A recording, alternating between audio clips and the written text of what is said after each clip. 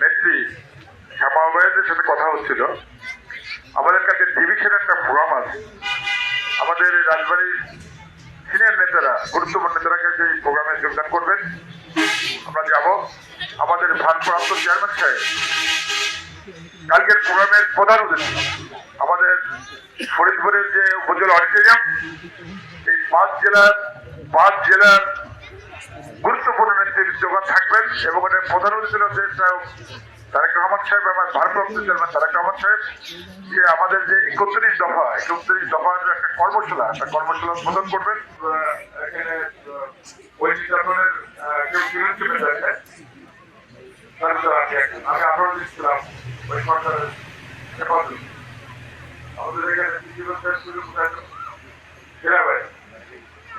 হীরাবাই দেখেছে যে আমি মেজর সাহেব আমার কাছে কি আন্দোলন করতো, আল্লাহ রফেজ মোহাম্মদ আল্লাহ আমাকে মুক্ত করেছিল।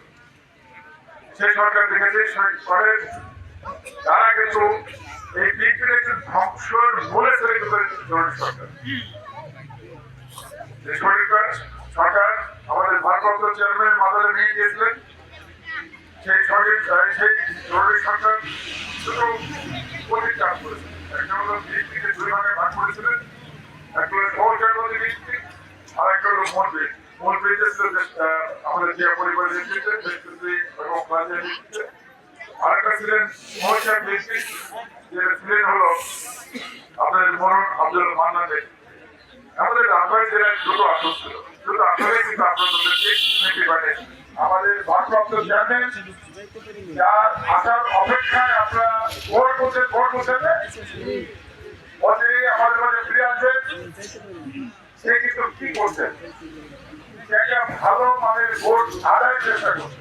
আমাদের বর্তমানে সরকার 5ই আগস্টে আমাদের ছাত্রজনতার আন্দোলনের মুখে যে সরকার আছে, অর্থমন্ত্রী সরকার সিস্টেমের সরকার, এই সরকার কাছে কি আছে, দ্রুত ভালো মানের ভোট আছে। ভালো মানের ভোটটা কি? Free fair credible election. আপনার ভোট আপনার দিবেন, ঠিক হয় দিবেন, এই চেষ্টাকে বুঝে করে যাচ্ছে। আর আমরা কি করছি, আমরা একটা জনমত গঠন করছি। অর্থমন্ত্রী সরকারকে বলছি আপনার একটা ভোট দেন, সেই ভোটের জন্য ফ্রি ফেয়ার ক্রেডিবল হয়। ফ্রি ফেয়ার ক্রেডিবল ইলেকশন হয়, কোন সরকার ক্ষমতা আসবে? সরকার ক্ষমতা আসবে, ইনশাআল্লাহ। কোন সরকার আসবে?